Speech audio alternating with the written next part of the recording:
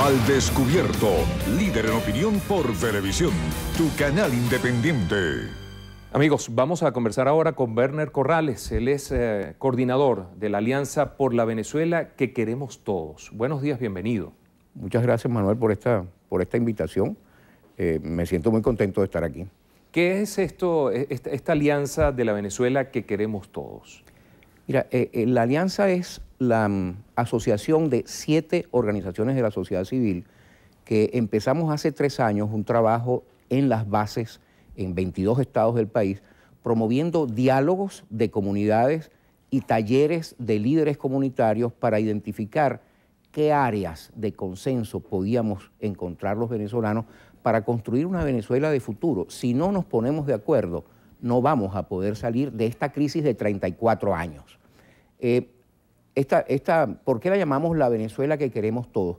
Resultaron 7 consensos de un proceso, como te dije, de más de 2 años y medio, 7 consensos, ideas que comparte gente del proceso, gente de la oposición y no alineados. El primero de esos consensos, lo dice todo el mundo, es queremos reconciliarnos, queremos vivir en paz, en una Venezuela sin violencia. Eso lo comparte todos los venezolanos. Recientemente, por cierto, he visto que eso se confirma en encuestas.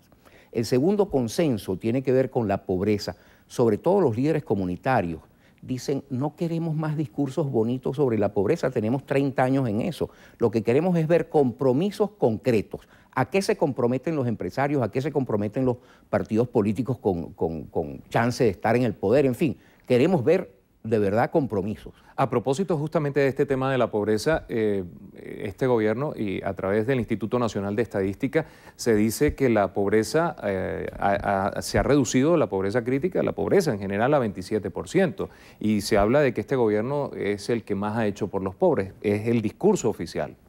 Mira, dividámoslo en 2 partes. Ellos han cambiado la metodología que se usaba desde 1967 hasta el año 2003. En el 2004, el Instituto Nacional de Estadística decidió cambiar la metodología. No se pueden comparar las cifras hechas con la nueva metodología, que dicen que tenemos 27% de pobreza, con las cifras que había hasta antes de que se cambiara la metodología.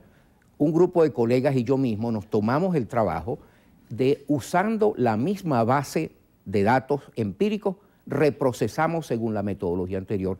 Y la pobreza en Venezuela para el año 2010 era 60%, 59.6%. Es decir, no es cierto que se haya bajado a 27%.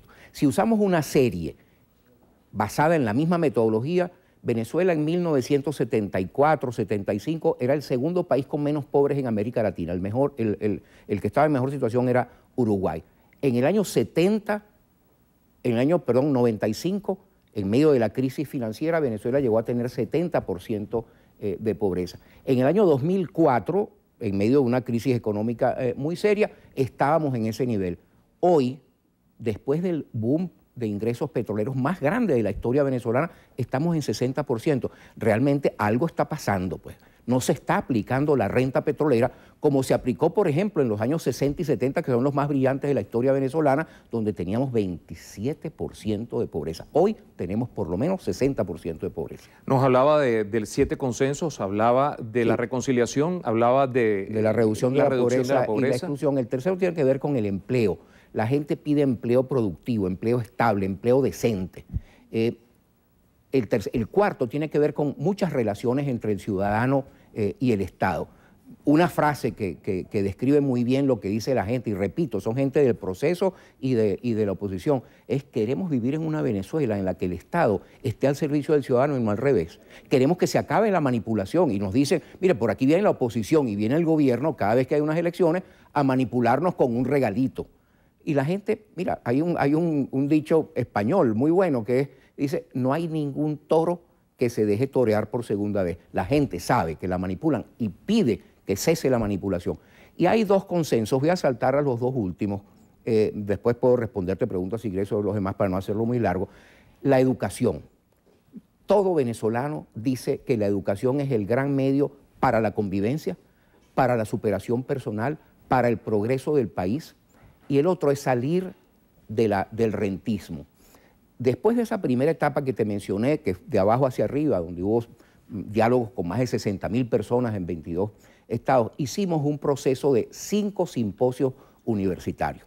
Y de allí salieron estrategias y coincidimos gente del proceso y gente de la oposición en que la principal enfermedad de la sociedad venezolana es el rentismo. Hay que salir del rentismo. Esa es una estrategia que es el 7º consenso que cruza a todo lo demás. Es decir, no es factible cumplir con las aspiraciones de los venezolanos a menos que salgamos del rentismo. Mañana tienen ustedes un evento. Así es. Mañana en el Teatro del municipio de Chacao, en la avenida Tamanaco del Rosal, presentamos al país los 7 consensos de la Venezuela que queremos todos.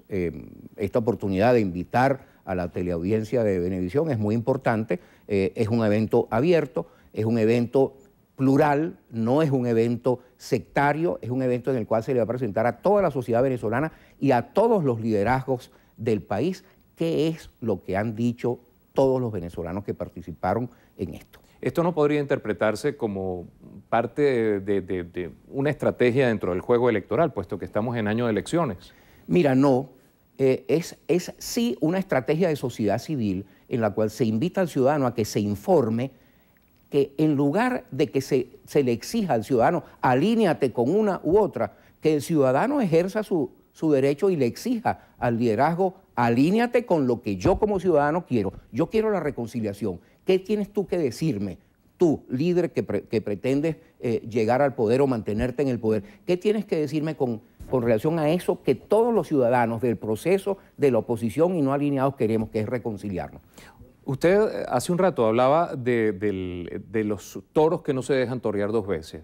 Los toros son así, de hecho. Sin embargo, dentro de la condición humana, ahí hay un tema distinto cuando se habla de populismo y cuando se habla de otorgar dádivas.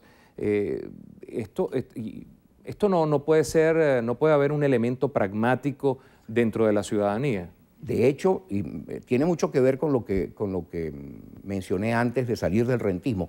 La gran trampa del rentismo, hay 3 trampas, una trampa económica de la que habla mucha gente, una trampa política y una trampa cultural. La trampa peor de todas, la más inhumana, es la del populismo rentista, es la trampa política, mediante la cual quien está en el poder usa la renta petrolera en lugar de para la educación o para crear fondos a los cuales pueda acudir quien quiera hacer un emprendimiento económico, lo usa para mantenerse en el poder.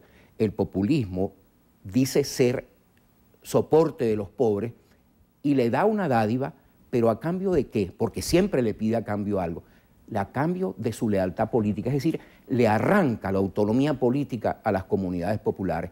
Por eso digo, y en eso estamos de acuerdo todos, te repito que en los simposios universitarios resultó así, el populismo es la trampa peor de la que tenemos que salir. Muchísimas gracias a Werner Corrales, coordinador de la Alianza por la Venezuela que queremos todos, conversando con nosotros esta mañana al descubierto. Amigos, nosotros nos despedimos.